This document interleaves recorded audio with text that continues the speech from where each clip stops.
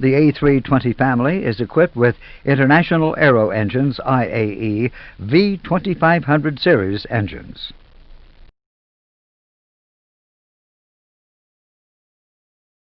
Like all turbine engines today, this engine has a low-pressure compressor,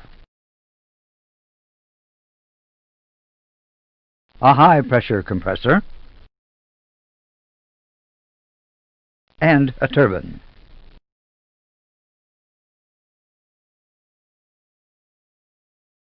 The low-pressure compressor, also called N1, consists of a front fan,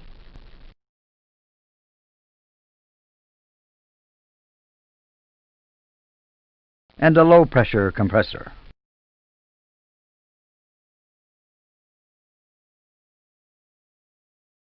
Connected to a low-pressure turbine.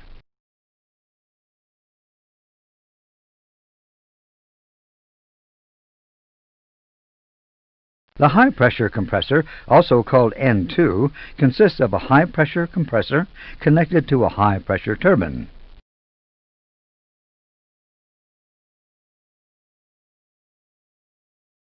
The combustion chamber is equipped with two igniters, called A and B.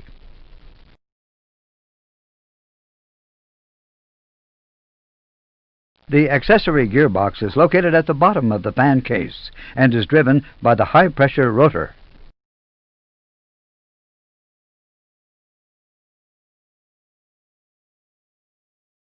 Each engine is equipped with a full-authority digital engine control system, FADEC, which provides complete engine management. Each FADEC has two identical and independent channels, A and B.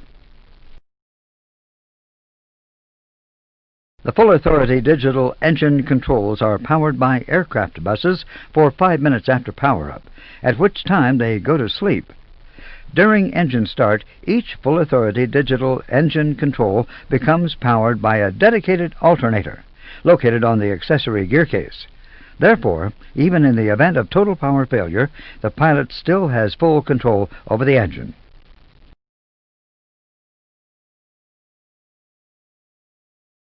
Each engine is equipped with reversers.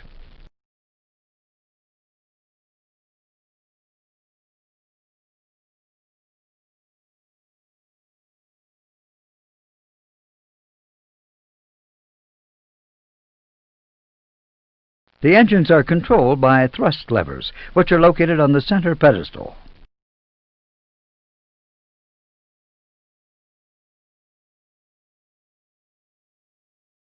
These two levers control the reversers.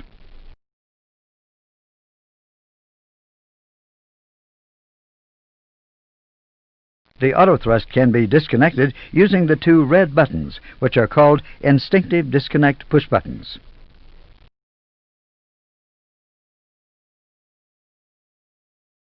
The controls for engine starting and shutdown are located on the center pedestal, just behind the thrust levers.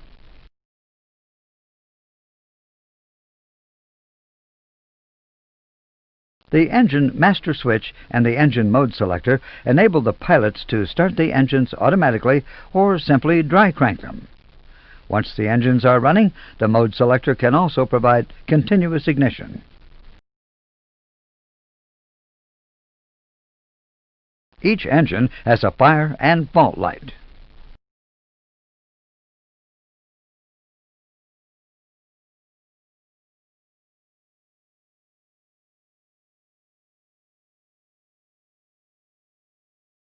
On the overhead, there is an additional panel, which is used in abnormal operation.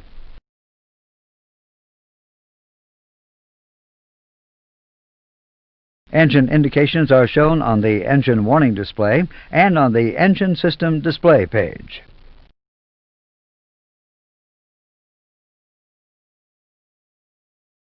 The primary engine parameters are displayed on the engine warning display. First are the EPR gauges.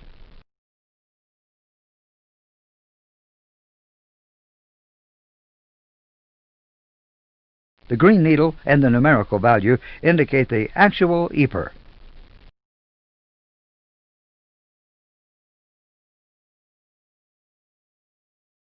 The blue arc is the EPR command arc. It delineates the transient difference between actual EPR and command EPR, TLA or throttle lever angle.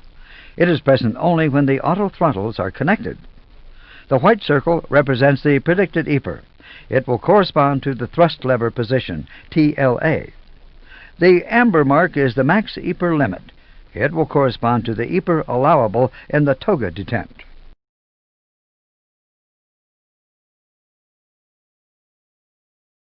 EGT is indicated in green by the pointer and numerical value. Both indicators pulse in two colors. Amber when EGT is greater than 610 degrees. Red when EGT is greater than 635 degrees. The amber tick indicates the maximum allowable EGT. 635 degrees Celsius during the start sequence. 610 degrees Celsius after start.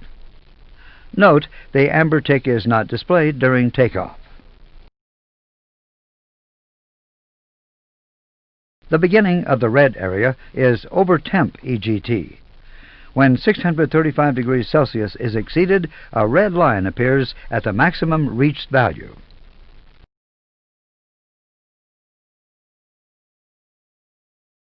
The actual N1 is indicated in green by the pointer and numeric value. Both indicators pulse in two colors. Amber when N1 is greater than the N1 rating limit. Red when N1 exceeds 100%. The red line indicates the amount of overspeed. The N2 gauges consist of a white N2 identifier with the actual N2 speed shown numerically in green. Should an overspeed occur, the N2 value will turn red, and a red plus sign will appear next to the number. Even if the overspeed is corrected, the red plus sign will remain until maintenance action is taken.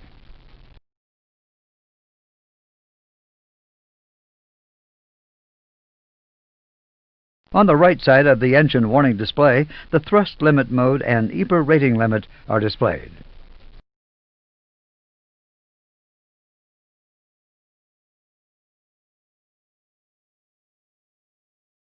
Also, the fuel flow for each engine is displayed.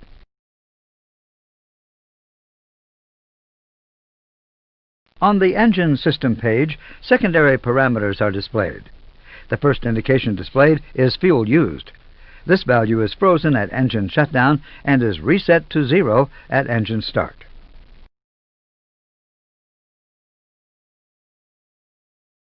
Next are engine oil quantity, pressure, and temperature. These indications are normally green. Oil quantity limits are cold, below 30 degrees Celsius, 10.5 quarts. Hot, above 30 degrees Celsius, 17 quarts, plus 0.6 of a quart per hour estimated flight time.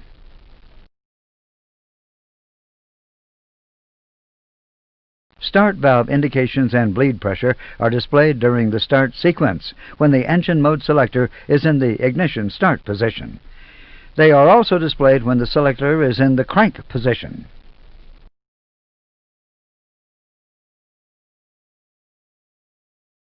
Ignition indications are displayed in green. When using the auto start procedure, only one igniter is used, alternating from A to B with subsequent starts.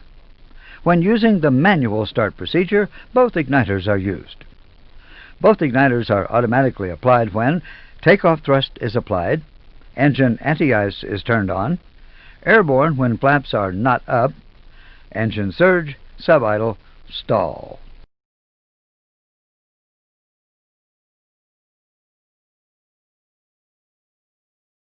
Vibration indications are normally displayed in green.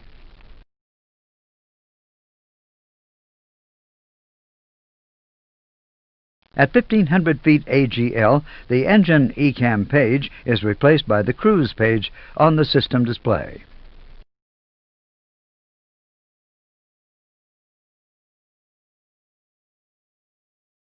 The cruise page displays the fuel used for each engine, the oil quantity for each engine, and the vibration level for N1 and N2.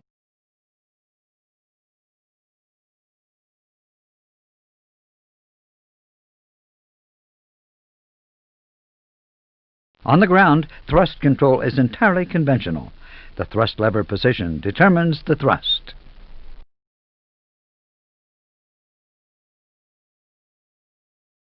The thrust levers can be moved manually over the entire quadrant. They never move automatically.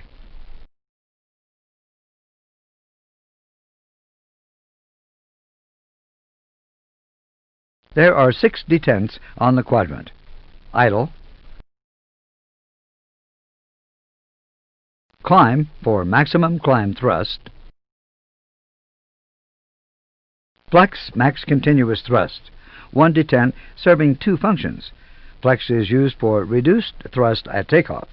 MCT, max continuous thrust, is used for single engine operations. Toga for maximum takeoff or go-around thrust. Idle reverse for idle thrust when reverse is selected. Max reverse for maximum reverse thrust.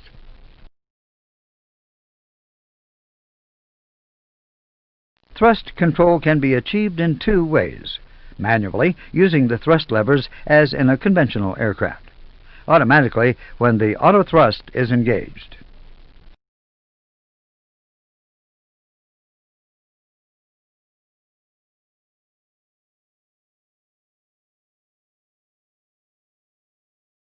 On the ground, the thrust limit mode is toga or flex.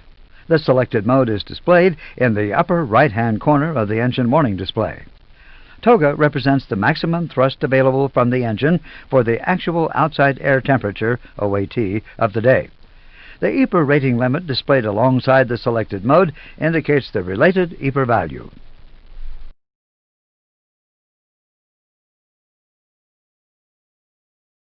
Flex is used for a reduced thrust takeoff.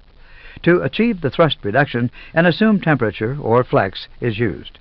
For example, 45 degrees Celsius. The flex temperature is displayed beside the EPR rating limit. This means that the engines will perform as if the takeoff was made at full power with outside air temperature at the flex value.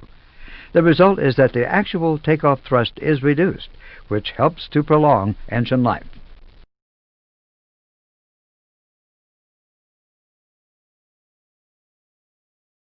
We will demonstrate a flex takeoff, since this is what you will normally do. The first step is to move the levers from idle to approximately 1.05 EPR.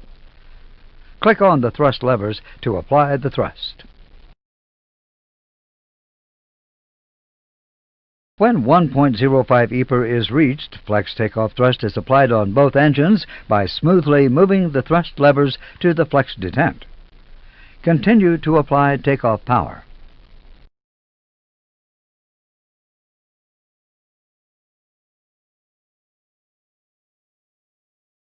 When you reach the flex detent, the pilot not flying checks that the indicated EPR is the same as the EPR limit.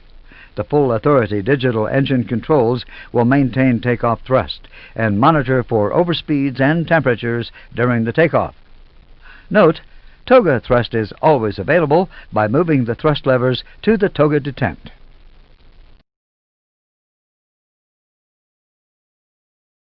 At the United Airlines Thrust Reduction Acceleration of 800 feet, AGL, the thrust levers are moved to the CL detent to select Climb Thrust. Select Climb Thrust. During takeoff, the auto throttle system has been in the armed mode only. As soon as the throttles are placed in the Climb detent, auto thrust is automatically engaged. The thrust limit mode turns to Climb and the EPR rating limit changes.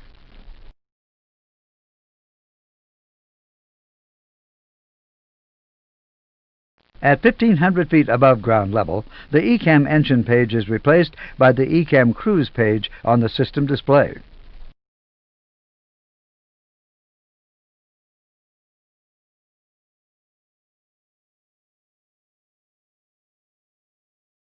The aircraft is leveling off. Watch the EPR indicators. When the EPR value changes, an EPR command arc is displayed in blue from the current EPR to the new EPR value. This arc is displayed only when auto thrust is engaged. When the new EPR value is reached, the command arc disappears. We'll look at it more closely.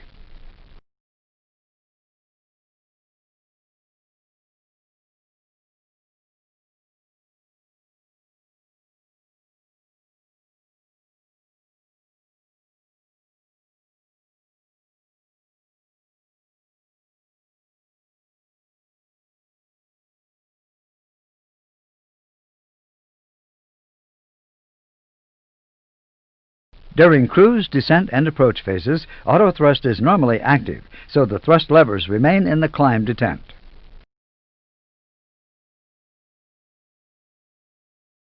When auto thrust is connected, if both engines should be at idle, descent, an idle indication appears above the EPR gauges. It flashes for 10 seconds and then remains at steady green. Note that there is a difference between ground idle and flight idle, with flight idle being higher.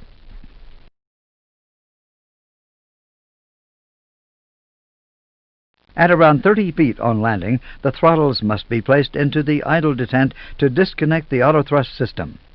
There is an audio call-out to advise the pilot. Select the idle position.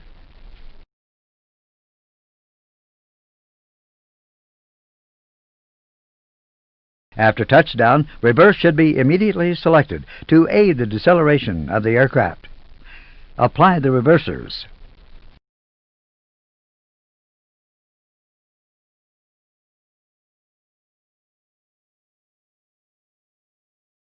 On the EPR indicators, reverse appears in amber, indicating that the reversers are unstowed and unlocked.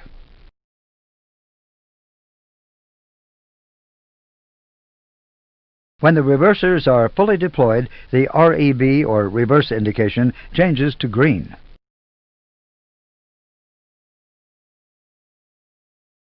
As the aircraft speed approaches 80 knots, the levers should be moved to idle. Return the levers to idle.